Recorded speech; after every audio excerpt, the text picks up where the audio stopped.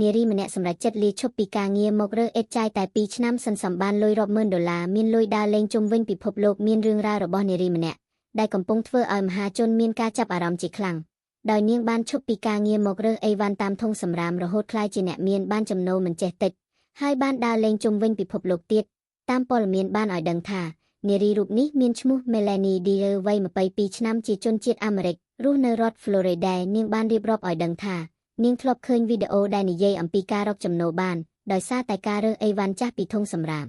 ទើបនាងក៏ចាប់ផ្ដើមធ្វើតាមការពីឆ្នាំ2023កន្លងទៅនាងបានឲ្យដឹងទៀតថាក្នុងរយៈពេល2ឆ្នាំនេះនាងរើបានអីវ៉ាន់ច្រើនណាស់ហើយសុទ្ធតែនៅប្រើប្រាស់បានដែលមានដូចជាសៀវភៅខោអាវគ្រឿងតុបតែងផ្ទះនិងរបស់របរប្រើប្រាស់ផ្សេងទៀតជាច្រើនដោយនាងប្រើពេលត្រឹមតែ4ទៅ5ម៉ោងប៉ុណ្ណោះក្នុងមួយថ្ងៃដើម្បីរើយ៉ាងណាមិញការរើបានអីវ៉ាន់ទាំងនេះអាចធ្វើឲ្យនាងសន្សំសំចៃបានច្រើនណាស់លើសពីនេះទៅទៀតនាងរកចំណូលបានចំនួន$50,000ឯណោះត្រឹមរយៈពេល2ឆ្នាំ